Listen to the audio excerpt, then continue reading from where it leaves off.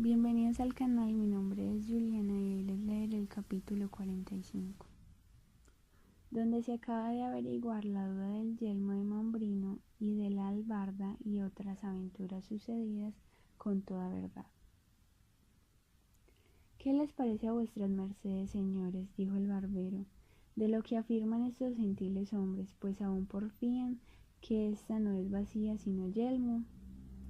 Y quien lo contrario dijere, dijo Don Quijote, le haré yo conocer que miente, si fuere caballero y si escudero, que remiente 1000 veces. Nuestro barbero, que a todo estaba presente, como tenía también conocido el humor de Don Quijote, quiso esforzar su desatino y llevar adelante la burla, para que todos riesen, y dijo hablando con el otro barbero: Señor caballero, ¿o quién sois? Sabed que yo también soy de vuestro oficio y tengo masa de 20 años carta de examen, y conozco muy bien de todos los instrumentos de la barbería, sin que le falte uno, y ni más ni menos fue un tiempo en mi mocedad soldado, y sé también qué es el yelmo, y qué es el morrión y celada de encaje, y otras cosas tocantes a la milicia, digo, a los géneros de armas de soldados, y digo, salvo mejor parecer remitiéndome siempre al mejor entendimiento, que esta pieza que está aquí adelante y que este buen señor tiene en las manos no solo es vacía de barbero, pero está tan lejos de serlo como está lejos lo blanco de lo negro y la verdad de la mentira. También digo que aunque es yelmo, no es yelmo entero. No, por cierto, dijo Don Quijote, porque le falta la mitad, que es la babera. Así es, dijo el cura, que ya había entendido la intención de su amigo el barbero. Y lo mismo confirmó Cardenio, don Fernando y sus camaradas, y aun el oidor, si no estuviera tan pensativo con el negocio de don Luis, ayudara por su parte a la burla. Pero las veras de lo que pensaba le tenían tan suspenso que poco o nada atendía a aquellos donaires.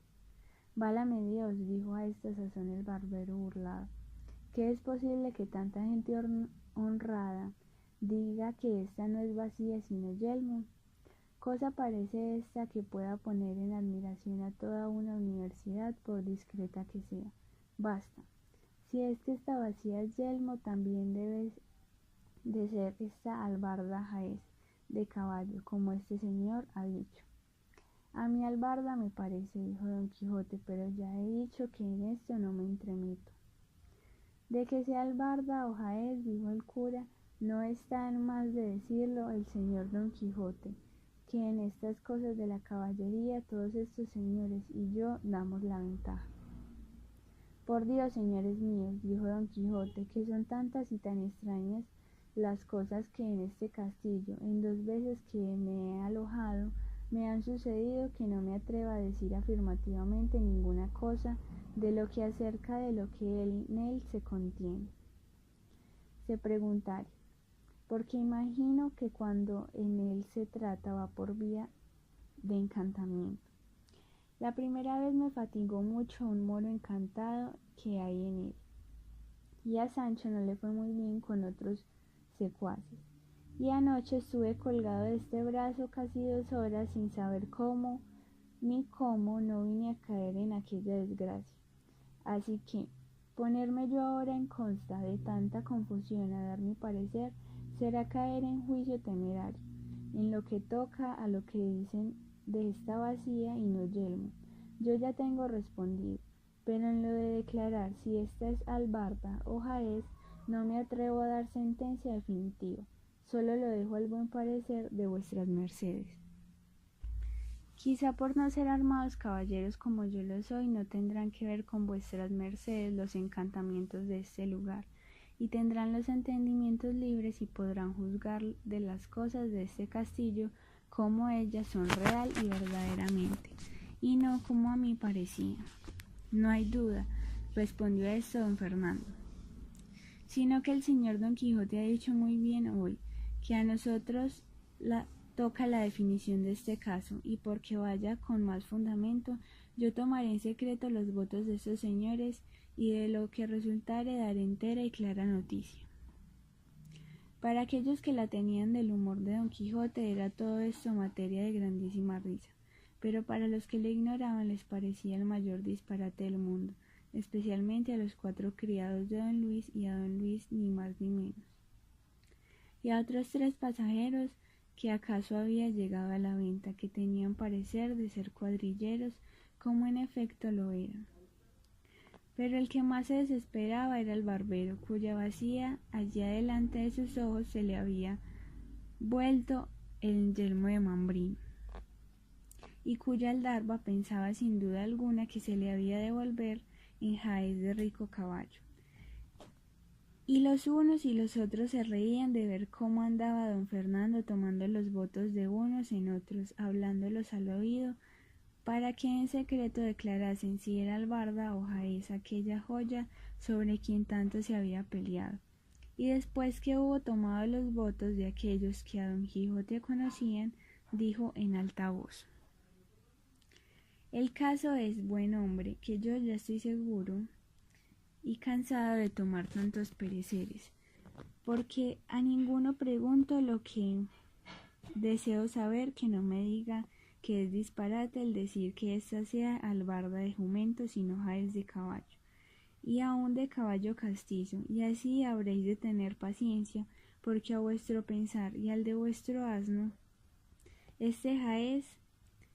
es jaez y no albarda, y vos habéis alegado y probado muy mal de vuestra parte. No la tenga yo en el cielo, dijo el sobrebarbero, si todas vuestras mercedes no se engañan, y que así parezca mi mínima ante Dios como ella, me parece a mí albarda y no jaez, pero allá van leyes, etc. Y no digo más, y en verdad que no estoy borracho, que no me he desayunado, si de pecar no. No menos causaban risas las necedades que decía el barbero que los disparates de don Quijote, el cual a esta sazón dijo: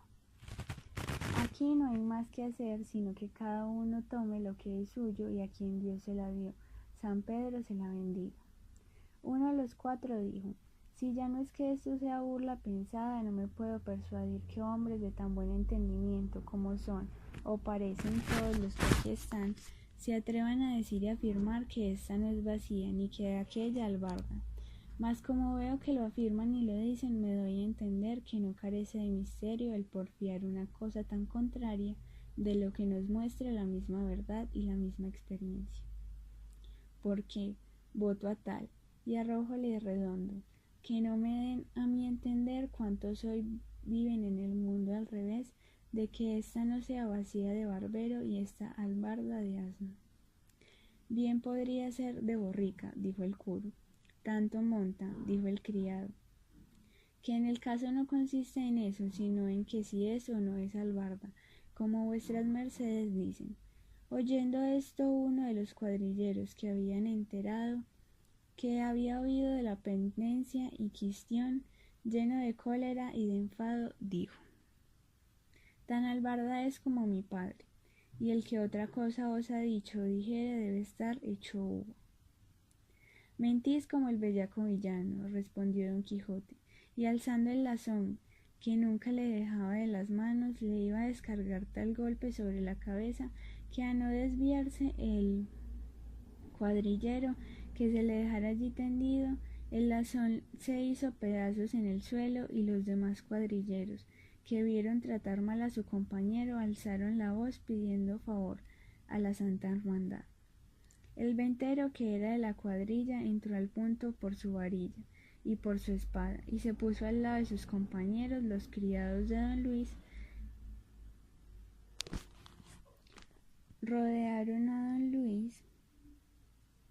porque con el alboroto no se les fuese el barbero. Viendo la casa revuelta, tomó asir su albarda, y lo mismo hizo Sancho. Don Quijote se puso mano a su espada y arremetió a los cuadrilleros. Don Luis daba voces a sus criados que le dejasen a él y corriesen a don Quijote y a Cardenio y a don Fernando, que todos favorecían a don Quijote. El cura daba voces, la ventera gritaba, su hija se afligía, Maritornes lloraba, Dorotea estaba confusa, Lucinda suspensa y doña Clara desmayada. El barbero aporreaba a Sancho, Sancho molía al barbero, Don Luis, a quien un criado suyo se atrevió a asirle del brazo porque no se fuese, le dio una puñada que le bañó los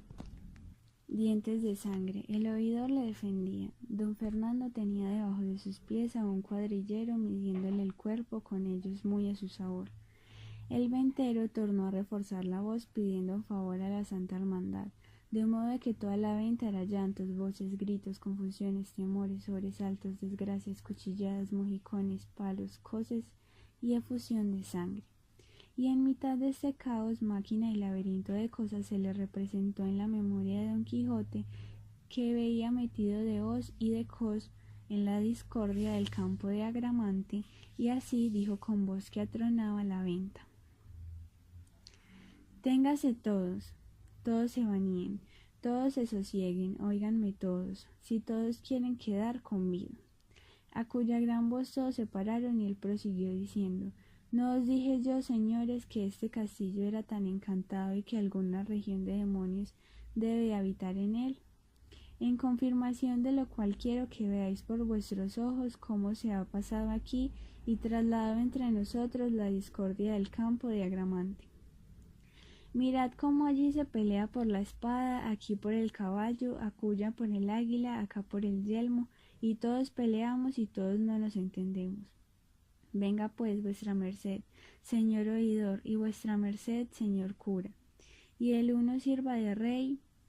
Agramante y el otro de rey sobrino, y pongámonos en paz, porque por Dios todopoderoso, que es gran bellaquería que tanta gente principal como aquí estamos se mate por causas tan livianas. Los cuadrilleros, que no entendían el frasis de Don Quijote y se veían mal parados de Don Fernando, Cardenio y de sus camaradas, no querían sosegarse. El barbero sí, porque en la dependencia tenía deshechas las barbas y el albarda. Sancho, a la más mínima voz de su amo, obedeció como buen criado. Los 4 criados de don Luis también se estuvieron quedos, viendo cuán poco les iba en no estarlo. Solo el ventero porfiaba que se habían de castigar las insolencias de aquel loco, que a cada paso alborotaba la venta. Finalmente el rumor se apaciguó por entonces, la albarda se quedó por Jaez hasta el día del juicio, y la vasija por yelmo, y la venta por castillo en la imaginación de Don Quijote. Puestos pues ya en sosiego y hechos amigos todos a persuasión del oidor y del cura, volvieron los criados de don Luis a porfiarle, que en aquel momento se viniese con ellos y que en tanto que él con ellos se avenía el oidor. Comunicó a don Fernando, Cardenio y el cura que debía hacer en aquel caso, contándoseles con las razones que don Luis le había dicho, y en tanto que él con ellos se avenía. El oidor comunicó con don Fernando, Cardenio y el cura que debía hacer en aquel caso, contándoles con las razones que don Luis le había dicho. En fin, fue acordado que don Fernando dijese a los criados de don Luis quién él era y cómo era su gusto que don Luis se fuese con él a Andalucía. En fin, fue acordado que don Fernando dijese a los criados de don Luis quién él era y cómo era su gusto que don Luis se fuese con él a Andalucía, donde su hermano el marqués sería estimado con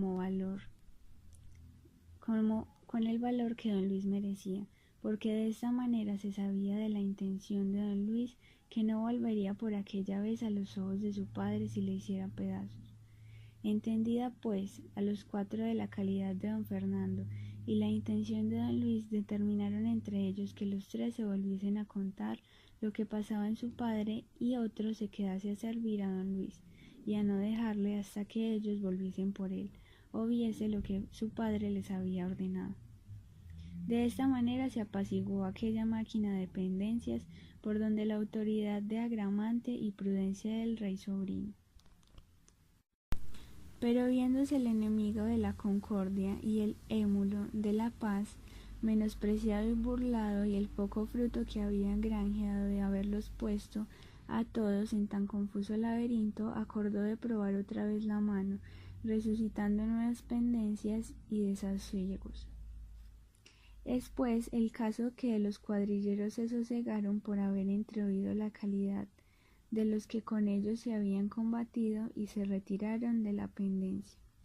por parecerles que, de cualquiera manera que sucediese, habían de llevar lo peor de la batalla. Pero uno de ellos, que fue el que fue molido y pateado por don Fernando,